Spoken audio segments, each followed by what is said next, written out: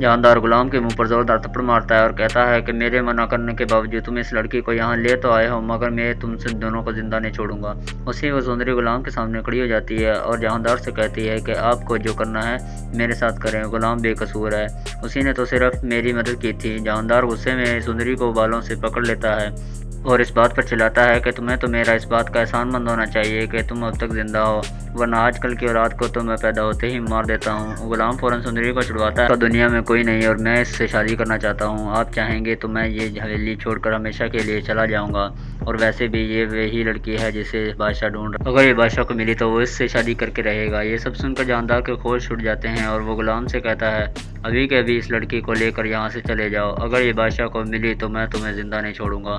جاندار وہاں سے چلا جاتا ہے اور غلام اپنی ماں اور سندری کو لے کر فوراً حویلی سے نکل جاتا ہے۔ وہیں اگلے دن بادشاہ غلام کو ڈھونڈنے لگتا ہے۔ جاندار اسے بتاتا ہے کہ غلام اپنی ماں کو لے کر حویلی سے چلا گیا، اسے کسی لڑکی سے محبت ہو گئی تھی اور وہ اسے یہاں نہیں لانا چاہتا تھا۔ بادشاہ یہ سن کر حیران ہوتا ہے اور کہتا ہے غلام ایسا نہیں کر سکتا، اگر ایسی کوئی بات تھی تو وہ مجھے ضرور بتاتا، اتنا چھپ کر لاجو اماں کے ساتھ یہاں سے کبھی نہیں جاتا، اور جہاں بھی ہے میں اسے ضرور ڈھونڈ کر نکالوں گا۔ بادشاہ فوراً غلام کو ہر طرف ڈھونڈنے لگتا ہے اور اسے اس کا نمبر ٹریس کرواتا ہے۔ بالآخر غلام کا پتہ چل جاتا ہے۔ دوسری طرف غلام سندری اور اپنی ماں سے کہتا ہے کہ بادشاہ کسی بھی وقت ہم تک پہنچ جائے گا، بہتر ہے کہ ہم فوراً نکاح کر لیں، اور پھر میں تم دونوں کو لے کر ہمیشہ کے لیے شہر بھی چھوڑ دوں گا۔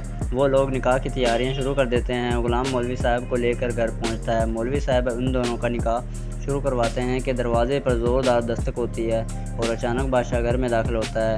اسے دیکھ کر سندری اور غلام کے پیروں تلے زمین نکل جاتی ہے۔ بادشاہ سندری کو دیکھ کر حیران ہوتا ہے، وہ غلام کے قریب آتا ہے اور اس کے منہ پر زوردار تھپڑ مارتا ہے اور کہتا ہے کہ میں سوچ بھی نہیں سکتا تھا کہ تم اتنا آستین کا سانپ نکلو گے، تجھے پوری دنیا میں یہی لڑکی ملی تھی محبت کرنے کے لیے، یہ صرف میری ہے۔ غلام کہتا ہے بادشاہ میرا یقین کریں، میں پہلے نہیں جانتا تھا کہ یہ وہی لڑکی ہے۔ بادشاہ اس کی کوئی بات نہیں سنتا، تینوں کو گاڑی پر بٹھا کر اپنے ساتھ حویلی لے جاتا ہے۔ وہ غلام کو ایک کمرے میں قید کروا دیتا ہے اور اپنی اور سندری کی شادی کی تیاریاں شروع کر دیتا ہے۔ اس دوران یہ بھی راز کھل جاتا ہے کہ سندری خورشید کی ہی بیٹی ہے۔ ادھر سندری خورشید کے ساتھ مل کر کسی طرح غلام کو آزاد کروائے گی اور غلام ان دونوں کو شادی رکوانے کی کوشش کرے گا۔